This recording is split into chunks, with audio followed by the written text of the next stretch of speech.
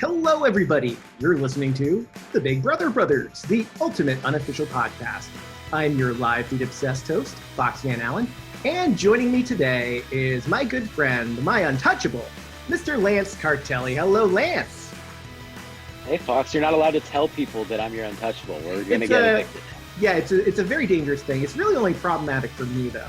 It does nothing. It's nothing against your game. It only puts me in jeopardy. Boy, we've got a lot to talk about here. This week, we have got to talk about all the explosive fights. We got to talk about Tyler almost quitting. We've got to talk about whether or not Ian got a towel. There's so much to talk about, and we are going to talk about the new HOH. We're going to spoil that in the spoiler section and explain a scenario where, fingers crossed, all three powers get used this week. Hoping it happens. Could be a fantastic week, but we'll see. And we'll talk about that later. But first, let's talk about this week, Lance, because this is a heck of a week, probably the most emotional week that we've seen in the Big Brother. Oh, easily. Yep. I mean, the drama really begins, like we were talking about last week. It starts on last Thursday's show, on the live HOH competition, where all of a sudden this Slick Six alliance starts shooting at each other. And it really just exposes this alliance for the fraud that it is. No one's really interested in sticking together. And it really kind of blows up Cody's game. It blows up Dani's game here. Both of them willing to take that shot, that initial shot at Devon and Bayleigh, and then all of a sudden, all hell breaks loose. What's really funny is that they knew, at least you knew that the fight was coming, or some kind of argument, or Devon was at least going to ask why this happened. And Cody's apology and his explanation was just so bad. It was so terrible. It's like you knew this was coming and you didn't prepare for it. And so that was really the frustrating part. But like we said on the previous episode, I'm really glad that they did this because as we saw, we got some drama. We actually got some entertainment this week, which was nice. Yeah, it makes some sense for Dani because Dani's ready to take that shot. And she's ready to take that shot right now. But for Cody, it makes no sense because Cody's game is all about standing back and letting them go after each other. And he's got enough stuff to worry about. He's got a wall yeller. He's got a love triangle. There's all sorts of stuff that Cody's got going on. The love triangle thing. Yeah. Before we get into the week, just want to say on Thursday's show, we did get that Cody getting the news that his grandfather died. That was an incredibly raw moment. I'm surprised that they showed us like the moment. I'm very surprised they showed us. Yeah. It honestly, like, it felt kind of callous. Like he just finds out through a letter. Like, it's great that he did find out and didn't have to like go through this game without knowing that. But like, could have been nice for like some kind of video, a phone call. Like, I know that might hurt the integrity of the game, but they're not going to give him anything. And it's such a moment and everything. So that was it was weird to me. Yeah. But you know, it's obviously super sad, and you know, prayers up to his family. We're thoughts and prayers to them, and just super sad. And how you can kind of get your head back into the game. Like, he is a guy who's in a pretty good spot, has to deal with a lot of drama, and then, you know, has this thing that takes you out of the game. It's for him to get his head back into the game. It's incredible. Yeah, it's a terrible situation to happen at any time, but to have it happen while you're trying to do this Big Brother competition, and you know, kudos to everyone else for supporting him in that moment. And yeah, obviously, prayers go out to the entire Calafiore family. Going back to the HOH comp, it's really Bayleigh has a moment here where she confronts Dani about what's going on. Obviously, they thought they were in an alliance together. Bayleigh's gotten information from Tyler in the past that Dani's not really to be trusted. Then all of a sudden, Enzo walks in. Enzo confirms that Dani's messing around. Just a whole... Enzo just walked into the wrong room. Wrong room, wrong time. Yeah, or maybe right room at the right time. I love that move out of Enzo. He just tells the truth and says, like, I'm not getting involved. That's it. Yeah, like, he's like Teflon Enzo. Like, he can it just rolls right off him. Like, almost anybody else, you get a target at least on your back, or you ruin some kind of friendship or alliance. He's just like, hey, I'm just being honest. I don't want to be part of this. Yeah, caused damage there and then walked away from it scot-free. Did not get any. But that's why he's such a good game player, and that is why he's my pick to go again, Enzo. But the show seems to give us a lot of reasons why Bayleigh is in trouble this week. And Christmas gives us some reasons too. And really, a lot of the reasons just don't add up. The real reason is that Bayleigh is not part of the majority alliance that Christmas is a part of, that the majority alliance that is winning the competitions. It's so hard to figure out why Christmas is coming after Bayleigh, aside from the fact that they're just not working together. And for some reason, they need to put some reason on it, and it just falls so flat. Yeah, it's annoying when, like, just say you're going against that person. Say you just want that person's the target. But, you know, devil's advocate here, for Bayleigh to give up that information, even though it's probably well known, that's just a dumb game move. Like, it's a really bad game move on Bayleigh's part. And it's what sunk her game last time she played too. She trusts the wrong people and then does take it personally. So, like, not to get too far ahead, but in that fight, when it's about personal information versus game information, I feel like saying someone's untouchable is a game thing, even though that is somewhat personal. Like, that is a total game thing. Yeah, and it's certainly not the first time that the two of them have been paired together, Bayleigh and Bayleigh and Devon, pardon me. It's not the first time, Bayleigh and Daly. It's not the first time that Bayleigh and Daly have been grouped together by the House. No, I mean, they're obviously working together. They talk all the time. They're a pair. It's no surprise that they're on the block together. Devon makes a great argument here that there are definitely more dangerous pairs than this one in the House, but Christmas is working with those pairs. So exactly. Unfortunately, it doesn't work out too great for Bayleigh, even though Bayleigh is very convinced that they're friends. Yeah, that was weird, but there are a lot more just stronger pairs, like physical wise or in the game. But I've said this before, I think Bayleigh and Davon just were really unbreakable. And so that is scary when you're in the game because you know how strong that is. But just be honest about that. And Christmas just taking everything for someone who, you know, betrayed somebody, she took everything so personal. It was kind of weird. Yeah, and we're gonna get into that. We're gonna get into that big blow-up fight in a little bit here. It looks like that whatever's going on between Bayleigh and Christmas, this divide that's caused, it does kind of work out in Devon's favor here, because once Devon and Bayleigh are going to be split up, it seems that most of the people in the House, or at least the women in the House, are really interested in working with Devon over Bayleigh.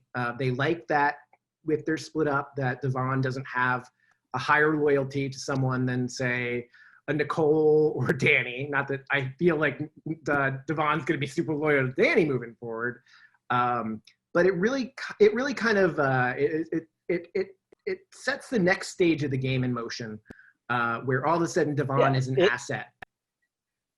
It opens up the possibilities for her, and another advantage for all this is because it was so well known that Bayleigh was going home. She didn't have to campaign against Bayleigh. She didn't have to, you know, do anything that would make her look bad, and she can kind of just sit back and feel almost untouchable. Yeah, so that definitely helped her.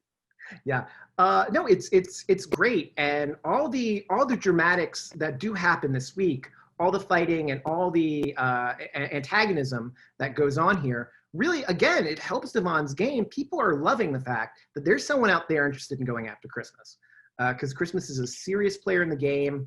A lot of people are working with her, but also a lot of people wouldn't mind to see her go down the stretch. So you don't want to be the person to go after Christmas yourself if you can. Yeah. And I think the one result of really Christmas's week is, I think her expiration date is now moved up a little bit. I think she is in big trouble. She really blew up her game a lot, and she didn't have to. And that's the crazy thing, is you can just stay out of this drama. And it was, you know, our first real fight and everything, and just seeing everybody kind of watch. But you can go after them, but you have to have some tact. You have to have some kind of thinking behind everything. And she just played, like, what's really funny with this All-Star season is so many people playing sloppy, and it's just another example of that. Yeah. It is an all-star season. It is the sloppies season. We got that's a fun little costume. All right, so listen, I want to talk.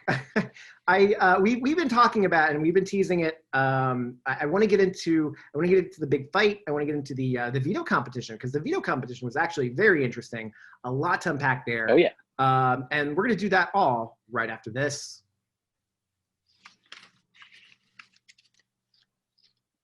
All right, Lance, we are back and here wearing my beautiful HOH robe. The same one that Christmas was wearing all week long, and I wear it because I'm arrogant and I don't care who finds out that I'm on a power trip right now. I make the rules, Lance. That's so unlike you, Fox. I'm surprised right now. I'm not putting you up on the block unless someone else gets taken down, and then I've got to renominate, and the renominate gets blocked, and then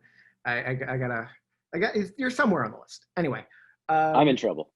let's talk about this veto competition, Lance, because there's a lot of interesting stuff about this veto competition. First of all, this is actually the competition, the HOH competition that Christmas won in season 19 that I've been mocking her about all season long. This is the one that was thrown to her last time. Not so much thrown to her this time, but just like the head of household, she won. She wins because other people lose. She won maybe one or two heats there, but Devon disqualifies immediately. Bayleigh disqualifies immediately. Ian doesn't even play the game because Ian's got like some kind of like, I mean, Ian looked like he was in bad shape. Yeah, that was really scary. So I'm glad to hear that he's doing better and he got a towel. Yeah, but yes, he presumably finally got his towel. But there is, I want to talk to you about, first of all, what is Nicole up to? This was such a shock. So I had seen before the veto competition played out on TV. Obviously, we follow the feeds, we follow Joker's updates and Hamster Watch, Taryn Armstrong, all these great people who spoil everything. So we knew who won the veto, and we knew that Devon won $5,000. But I didn't know that Devon immediately won $5,000 because Nicole handed her $5,000. What the heck is that, Lance? It's it's a little survivor move that you kind of see when you just give them something. It's just a total game move, and it's so transparent. Like, it's so obvious that it would 100% get on my radar, like, easily. And for her to say, oh, I need to keep up a tradition and everything, it's such a game move. And it's really, I mean, I respect it, I guess, but it's so obvious that it's just like, come on. And if you're Devon, awesome, good for her. Yeah, no, I know, right? No, here's the question. Like, you and I, we do Survivor Brothers. Like you said, like this has happened multiple times in different shows where someone wins a prize, they give it away to someone else, and it's seen as a big game move, puts a big target on the person who gives away the prizes back because it looks like they're trying to play for jury votes. But here, I didn't see any kind of blowback on Nicole. It just seems like the show played like heartwarming music. What a great thing Nicole is doing here. Everybody loves Nicole. What a charming, great person Miss Franzel is. She's giving away $5,000, and that's almost enough to invite 2 people to her wedding. I was going to say, she's going to make it all back on our wedding, so she probably doesn't even, she's like, oh, you got an invite, so I'll take, half of that back. Is that the con here, that Nicole gave her the $5,000 just so that she could show up at the wedding? I mean, Nicole's playing the long game, and she always has. So props to her on that. She is really smart. She is really smart. She could be doing that. You do make a great point that it's weird because usually when that happens, the next thing they cut to is somebody saying, "Oh, what's that all about?" And we didn't see any of that. So maybe that did happen. We just didn't see it, and maybe it'll pop up later. But a little concerning that they're propping her up so much like that. Yeah. Is this just like a thank you note for Devon's vote? That gave Nicole $500,000. I kind of felt like that may have been like sort of involved there. Yeah. Oh yeah. I definitely think that's played a part in it. Mm-hmm. Well, hey, $5,000 buys you an ally. I'd keep the $5,000 myself, but like Devon would have. Of course. If that's the goal, Nicole's gonna play. She is expecting a lot of money soon. So. And that outfit was just awful. Like that one is tough. Like you can't even like get through like a door. You have to go like sideways to get through a door.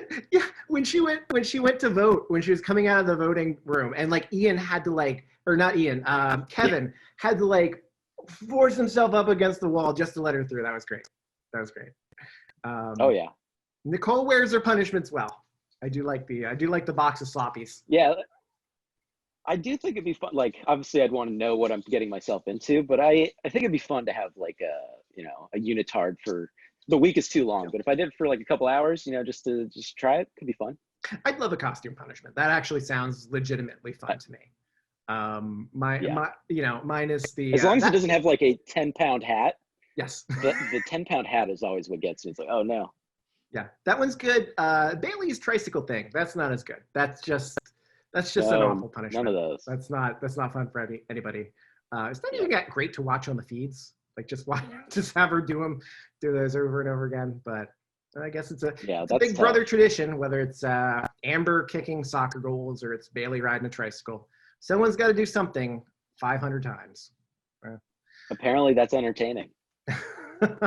It's Big Brother is nothing but entertaining, Lance. So we've got Christmas. Christmas wins the veto here. As she says, it's rotten cherries in a cake, and it's your birthday because she's got to pry the veto out of Bayleigh's hands. Christmas is really good at feeling bad this week about all the things she's done, isn't she? She doesn't like anything that she's doing. Yeah. It's like you dig your own grave and then you don't even want to go in it. Like, what the hell is going on? Yeah, I've heard a lot of. One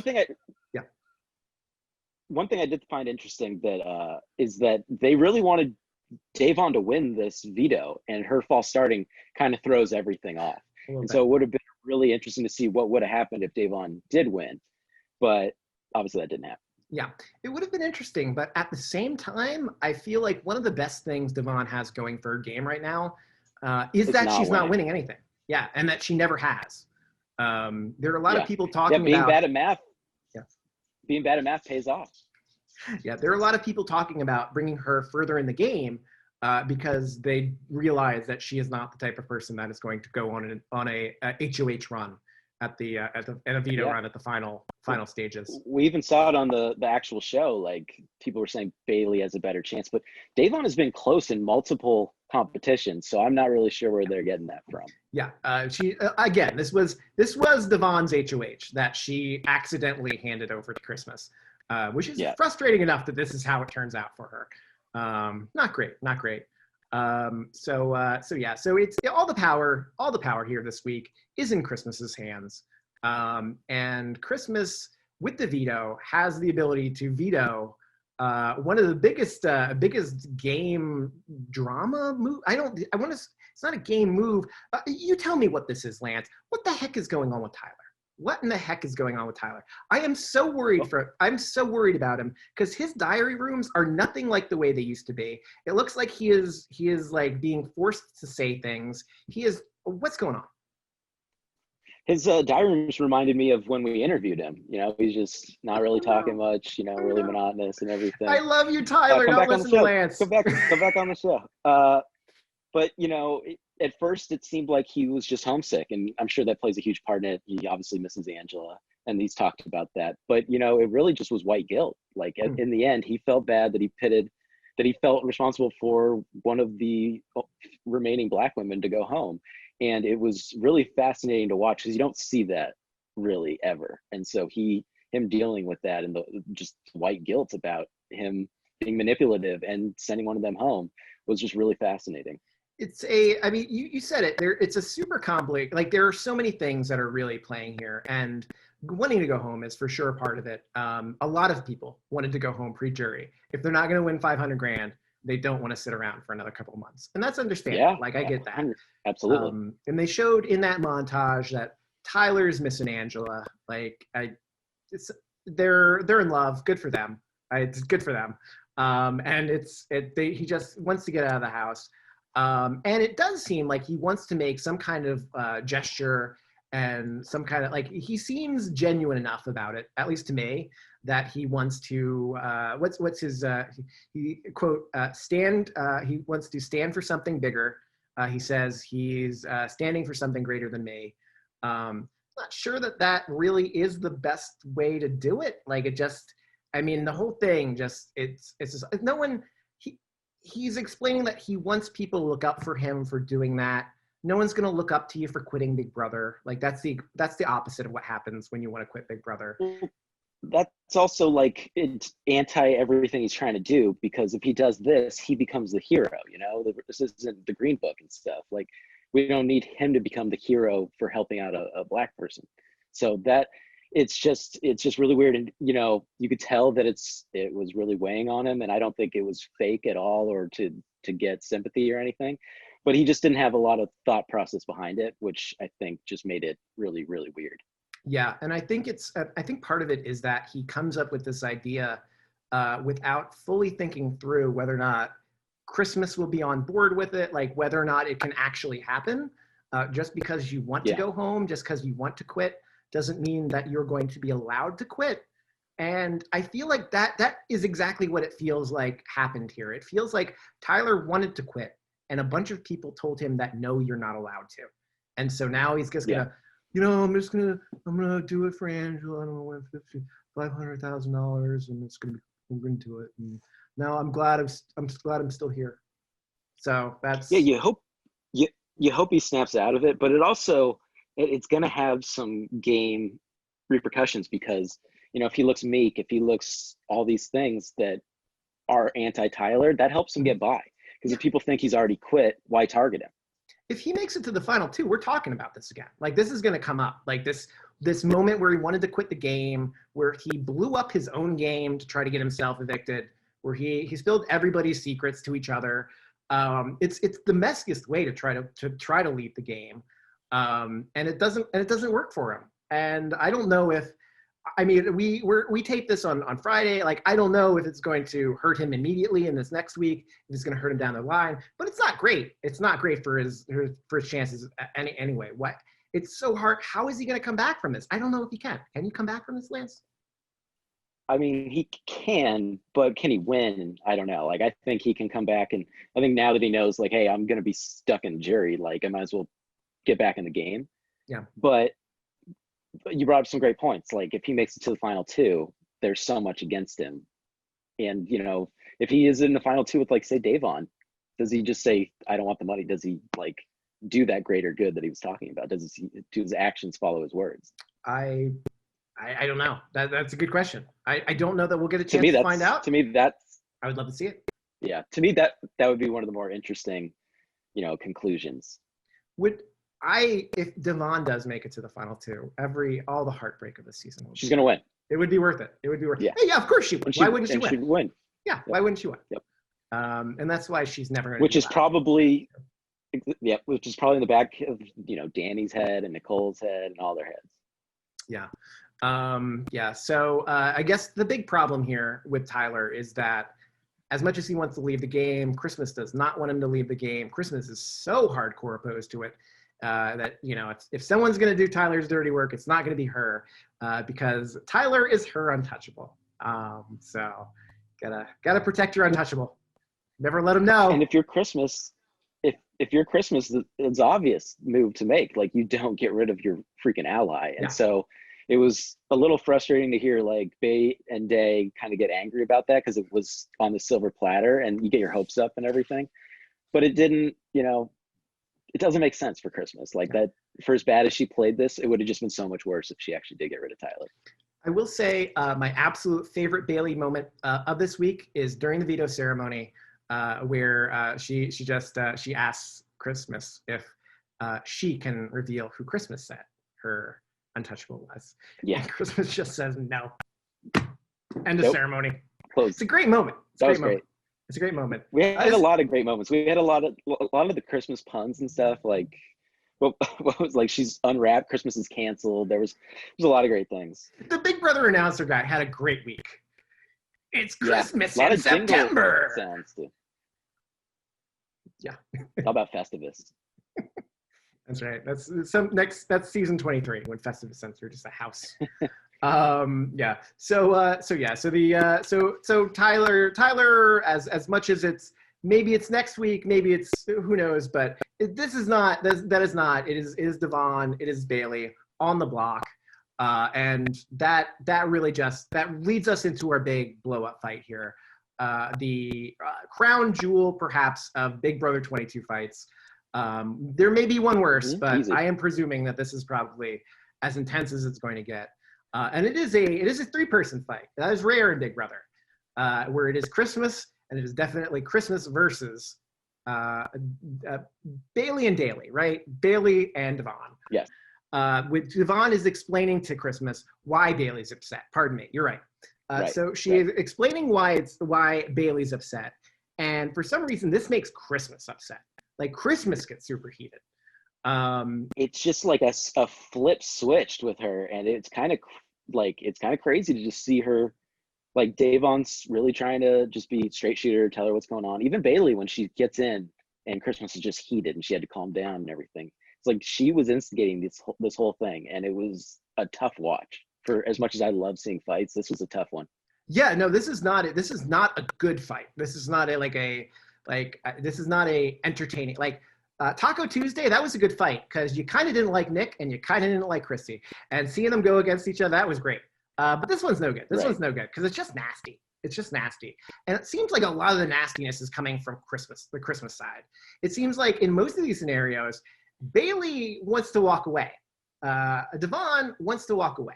They both kind of like, okay, we just need to leave the situation.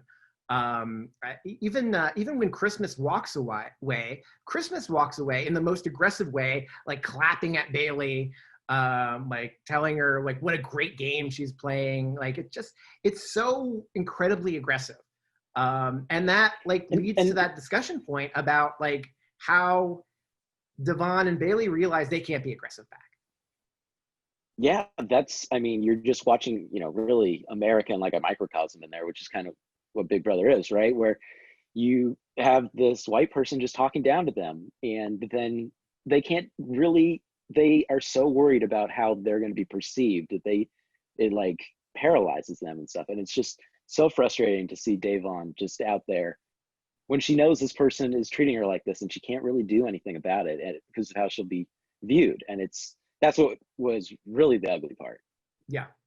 When Kevin and Bayleigh were talking about it afterwards, it was kind of pointed out that this is a very Karen moment for Christmas. 100%. After the first fight, after the second fight, we get a third fight because Christmas just can't leave well enough alone. Devon and Bayleigh are walking away. And Christmas says, here we go again. Like, here we go.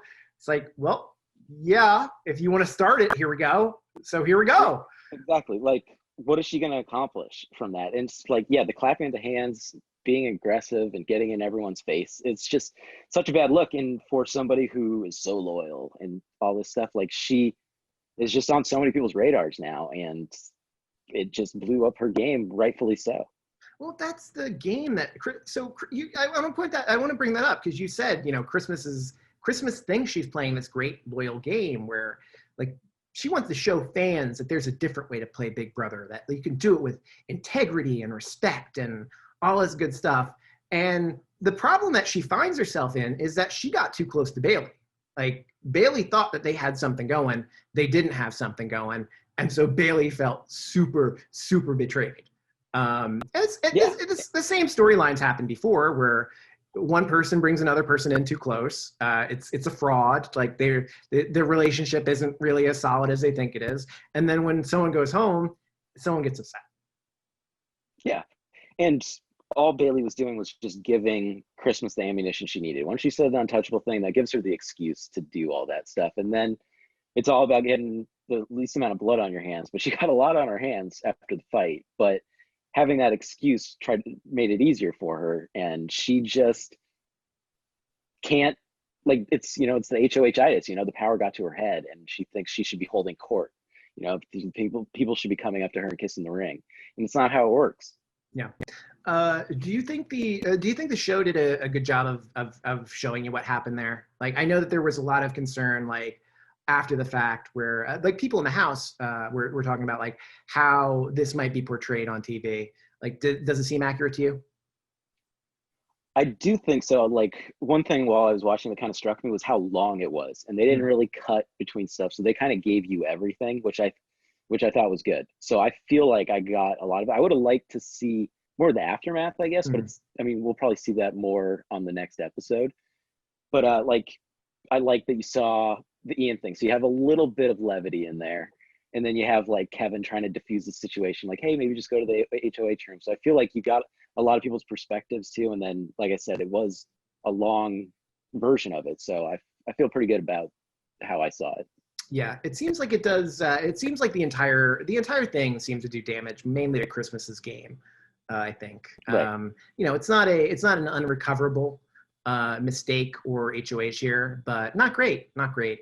You made yourself some. Like I said, it ups your expiration date, and now like when certain alliances start cannibalizing, she can easily be the first one gone. Yeah, someone had to take the first shot. She took the first shot, and she's gonna pay for it. That's how big. And what I think is really funny is Christmas really got manipulated by Dani and Nicole. They planted the seeds about going after them. Obviously, Tyler was in that part of that too, but Dani and Nicole really were the ones in charge of that, and they really just weaponized Christmas, which is kind of a funny sentence, weaponizing Christmas. From a war on Christmas to weaponizing Christmas. 2020 is a weird year. It's great. Kind of been weaponized already. Yeah, no, great point. Dani, and they were worried about that last year. Dani's a farmer. She's planting seeds all over the place, and this is indeed a seed. Yeah. So before we move on to the head of household competition and what's going to happen this coming week, I want to go back and I want to talk briefly about that basement competition. So the powers didn't come into play this week, this past week of Christmas's HOH. They may come into play the future week, this coming week or the week after. Each of them are power is good for 3 weeks. So if it's not last week, if it's not this week, it's got to be next week. That's the 3. So we might see something happen there. Good math. Yeah. So you would have done well in the competition. Yeah. I could totally count to 13. I feel like that is, they are not good at math. That is not, they did not seem like that is their stronger point. They're reality stars. There's no reason. Devon didn't need to false start that. She would have been the first person to know it was 13 anyway. What did you think? What do you think about this basement competition, Lance? I thought we got, David's greatest moment, his one triumph. He actually did something in the house, which was kind of nice. I thought, it was fun. It was fun. There wasn't really too much depth to it or anything. I kind of thought it was funny that Davon's strategy was just to kind of block it until something happened. It's like you still have to go find the piece and everything. But I thought it was interesting. I definitely, we talked about in the last episode, some powers are better than others. But this whole week we could get the perfect storm. So that could be really, really interesting. You could. So let's just go over it real quick. So there are 3 powers. There are 3 winners here, right? So David is the first person who wins. He wins the disruptor power. So that is basically a pocket veto for David to use at any time. He's got to use it after the initial nominations. You can veto one of the nominations, presumably. If it's at the nomination ceremony. That part I'm not. I'm not entirely clear on.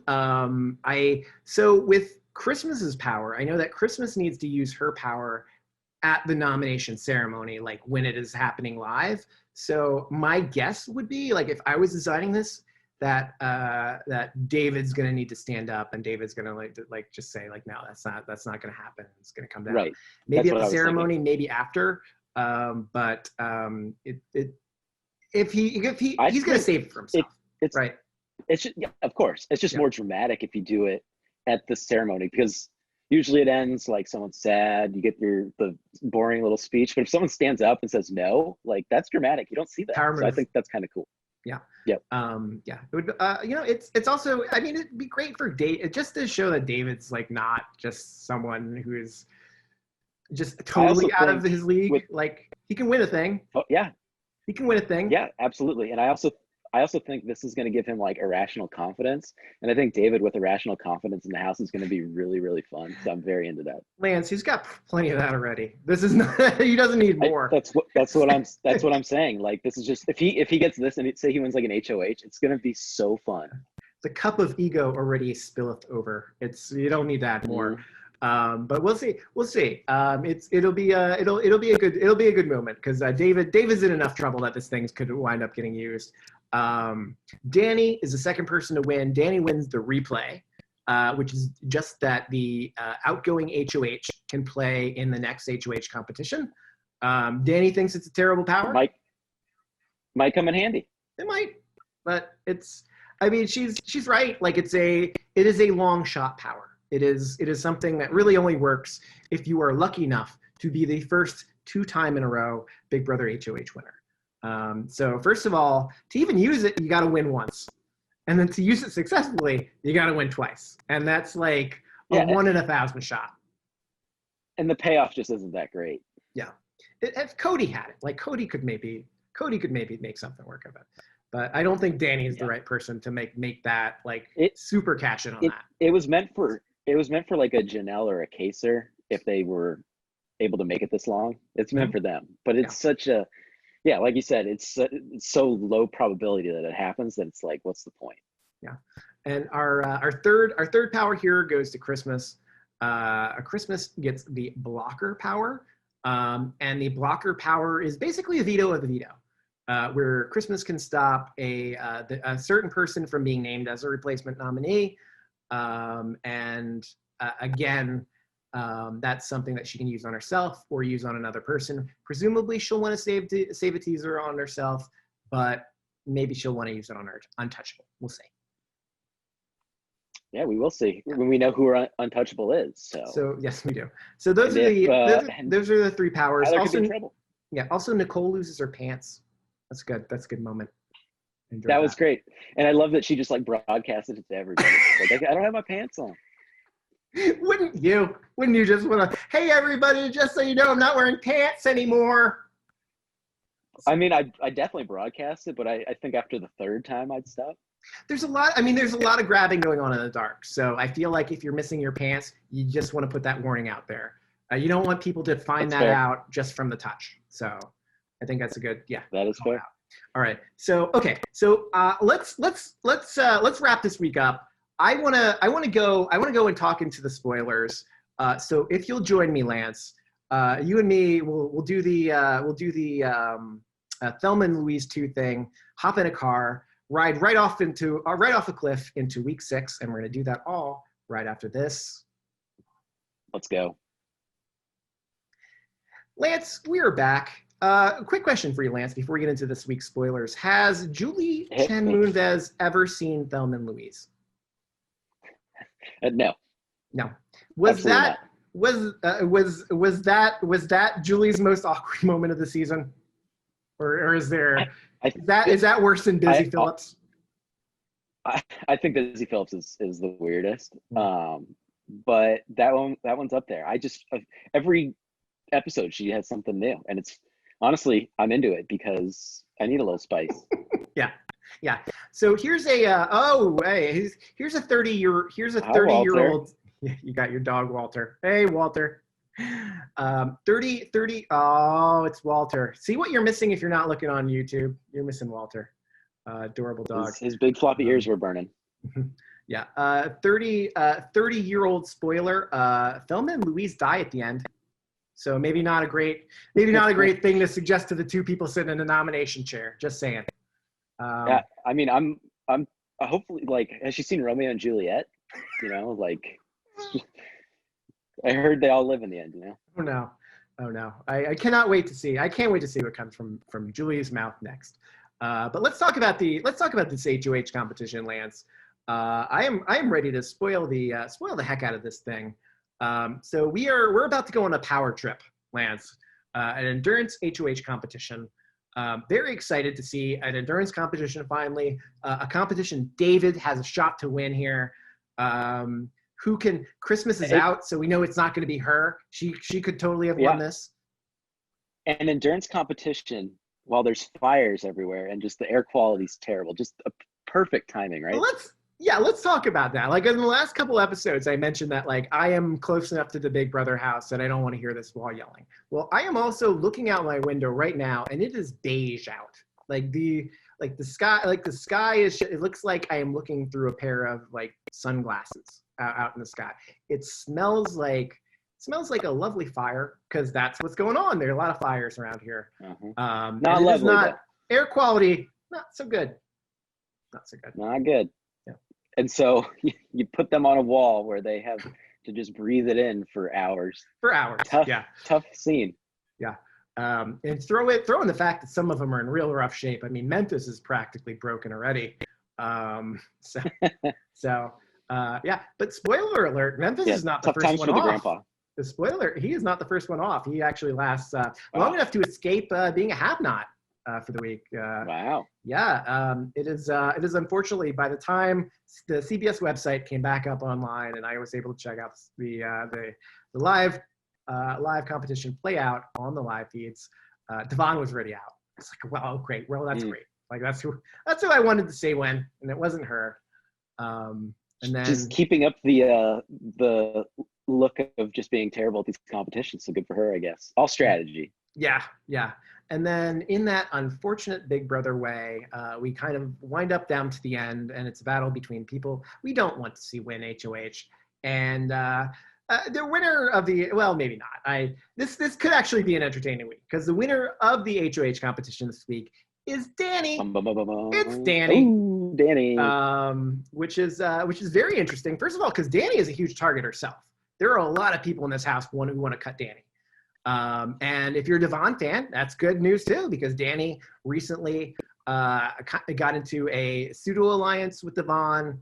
A lot of people are going around right now in the house. Christmas is going around right now saying like, whatever you do, you can't put up Devon. And everyone's on the same point. Everyone's on the same page with that. It cannot be Devon. So it does not look like Devon. I mean, I guess Tyler isn't the only one experiencing white guilt. Yeah. I think last week, after what happened last week, I think everyone could use a break from that. So that's good. So let's get rid of David. Yeah. So yes. So instead of putting Devon up on the block, it looks like our first two serious consideration nominees here for Dani are David and Kevin. And Kevin is the pawn here. David is not really the target. The target seems to be, we kind of want to backdoor Tyler, which puts together, just like we were talking about before the break, Lance, this could be the perfect storm scenario. Before we even reach the point where Dani's got to make a nomination, we could wind up having all three powers used, one after another, all this week. Fingers crossed that actually happens, right? Like that's like your best case Big Brother scenario, right? Yeah, let's do it. Flush them all out. I want to see everything played. I just want entertainment, and this adds a ton of strategy, but it's also like, it almost kind of feels like that in Survivor when Sari went home without any votes. Like there's so many people that just could like be safe out of this. Yeah. That it's almost like, damn, like the fourth target goes home. Yeah. So before we get into what actually happens here, I just want to run down the scenarios because they are like, this is the stuff that like Big Brother fans geek out over, right? So here's how it could happen, right? So if the initial nominations are David and Kevin, obviously David's not going to want to stay on the block if he can't help it, right? So he's going to take himself off the block. Now, Dani's got to choose someone as a replacement. Now, if she chooses Tyler as a replacement, then we've probably stopped this all three thing from happening because for Christmas to use her power, she's got to do it at the veto ceremony, like after a veto. This is like a fake veto. This one doesn't quite count. So she can't block this one. However, if the plan that Dani wants to follow through on is to backdoor Tyler, Christmas could definitely stop that from happening. And she very well might, because there's 1 week left to go to use this thing.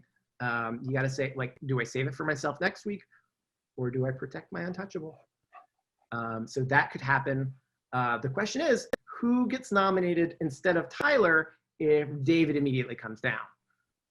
That's the one piece of the puzzle that you need to make the entire thing happen. And then, of course, if Dani's HOH, Dani's going to use the replay next week because why wouldn't you use it on yourself? So that one I think is for sure in the bag.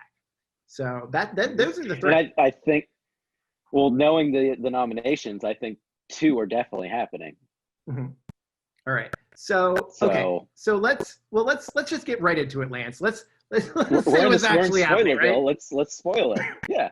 All right. So what has actually happened? So like I said, there's a lot of uncertainty because we record on Friday afternoons.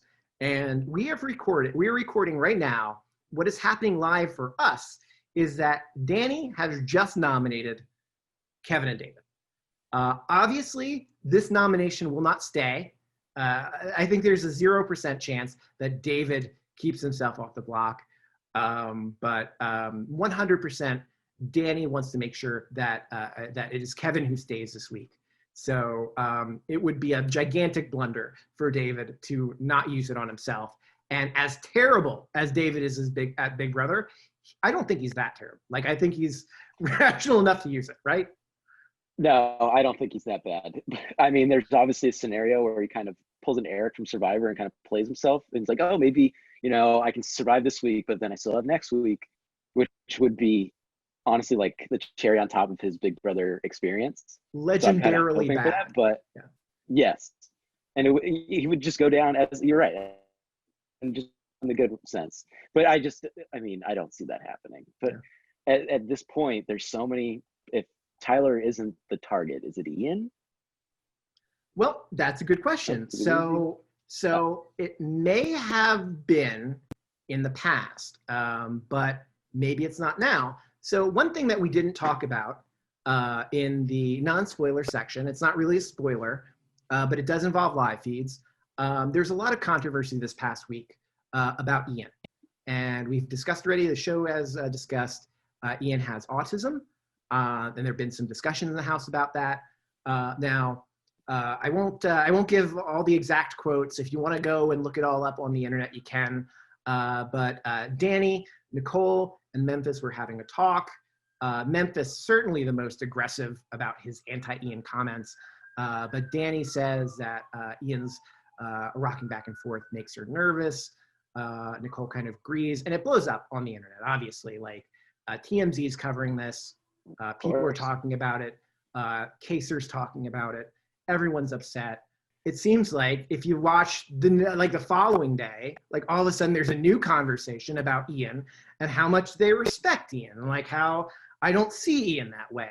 And it sure seems like someone stepped in and had a talk with them about like, hey, don't talk about Ian like that. And now it seems that Ian, who might have been a top tier target had that not happened, all of a sudden now, if Dani's thinking like, uh-oh, the outside world is looking at me and what I said about Ian last week, all of a sudden, like, she can't put Ian on block. Like, she can't do it. Like, and I think that's why Ian is safe. It's almost kind of like how they don't want to nominate Day and everything. They just, it's just guilty for how terrible some of these people are. And I saw the video and them laughing about it. It's garbage. So no room for that. And it's, they all deserve what they're getting, The actual options are very limited. And Dani said that herself when she was talking with Christmas, that there are only so many ways she can go with this because there are only so many people outside her alliance. And if it's not Devon, and it's not going to be Ian, there aren't a lot of other options here. So I would not be surprised if Tyler does wind up finding himself as an early backdoor. Maybe you don't want to do that. Maybe you do. If he's legitimately interested in leaving the game, he's not going to fight for it anyway. So it's like, why don't worry about that. Yeah, I don't think he wants to be the first person in the jury now. So maybe he fights a little harder. But, Dani's in an interesting spot because as her nominations are now, it's a safe week. She's taking a layup right now with the chance of having a huge target. And so it will be really interesting if she really does want to go after a big target. Does she target an Enzo? Does she target a Cody? Maybe some real big player if she doesn't want to go easy, or if everything kind of gets messed up. Yeah, I think her hand is really going to be forced to go after Tyler here. I would be surprised if it turned out differently, but maybe it will, because it could go so many different ways. And if you really do want to hold out hope for a backdoor, I mean, maybe you can find a pawn somewhere, another pawn. Not that like Kevin does a great job of that on his own, being a pawn, but if you can find someone else, that's great. Give Kevin a break out every once in a while. And then if Christmas does save Tyler, I think it just becomes super fascinating just how splits at that point and just everything that happens. Yeah. Some people are talking that like now people don't like being fake pleasant to everyone, and they won't mind having some lines drawn. So maybe we're finally at that point where we get some lines drawn. We'll see. Well, this is what we were talking about. It just kind of sped up the process a little bit with, things happening, which that's reality TV. Those things happen. Not everything goes according to the plan. So I'm glad it's sped up. But we always talked about once jury hits, it's going to really turn into the game. And that's pretty much what's happening. Yeah. And I think you've also kind of gotten to the point where the majority 6-person alliance has won virtually everything so far. And I mean, really, I mean, they're just rolling along. And when you do that, like, you get comfortable and like, why not just say like, yeah, we're running the show. We're running the show. And you can't stop us because you haven't won anything and you never will. And that's what's like, I know, dumbfounding to a lot of the people in power. It's like, why is Tyler doing this when we're cakewalking to the end pretty much. Yeah. He was in such a good spot, and then he throws it all away. He throws it all away for a pre-jury exit that doesn't happen. Weird. Right. Anyway, very All Stars, man. This is All Stars. Yeah, all sloppy. That is why Sloppies is the official cereal. It is a sloppy season. Yeah, that's right. There's plenty of places for it to go. Like, this is actually, like, I wish last week wasn't so tense and controversial, because there were interesting game moves that are finally happening, and this game is actually getting going now. I mean, let's see some real Big Brother action, because I don't want to see any more unanimous votes out there. Like, I want to see some real. I know, the unanimous stuff is so boring, especially when you have this whole argument about modern Big Brother is so much better than old school Big Brother. It's like, I mean, we're getting 9-0 votes. Come on. It's so do nothing at the end until Cody wins. What the heck? The heck is this? I know, it's terrible. Yeah. All right. Well. I like Cody with the beard coming in and everything. It looked pretty good on him. Cody may not be a fan favorite, but Cody is a handsome gentleman. It's a New Jersey look. It's New Jersey. Must be. Yeah. It's why him and Enzo are the big sex symbols in the house. It's all the Jersey. Yeah. All right. Well, hey, wherever it goes, wherever this sloppy mess of a game goes, we'll be back here next week to talk about it, and we hope you will too. If you like what you've heard here, please give us a subscribe on your favorite podcasting app, whether it's Apple Podcasts, Google Podcasts, Spotify, iHeartRadio, Stitcher. Anywhere you'll find good podcasts, you'll find ours. Also, please try to check us out on the Facebook and the YouTube platforms. We appear on both now, and we have our own. Drop the. Just go with Facebook. The Facebook? The Facebook? No, that's right. No. Is that just that's just the. Now, if you want to make $1 billion. I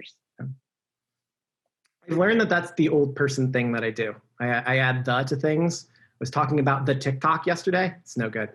It's no good. It makes me look like a senior citizen. That definitely makes you sound old. It's the TikToks. The kids these days on the TikToks. We're not on the TikToks. At least you know our show's TikTok too long is. for that. Our show's too long for that. Split it up. Yeah. Anyway, good Lord, please follow us. We're desperate. And if we're super desperate, and if you want to help out our desperation, please leave us a review on your favorite podcasting app, wherever that is. 5 stars. We love it. Leave a comment too. Even the non-positive ones get read. We should read them on air. Yeah. Awkward was the feedback from last week. So congratulations, Lance. Cool. I mean, it's just me. I think it was me. Like, I think they're talking about me being awkward, but maybe you too. You could be awkward together. Whatever. Yeah. All right. We'll see. So yeah, leave us a review, and we'll see you all back here next week. Bye-bye, everybody.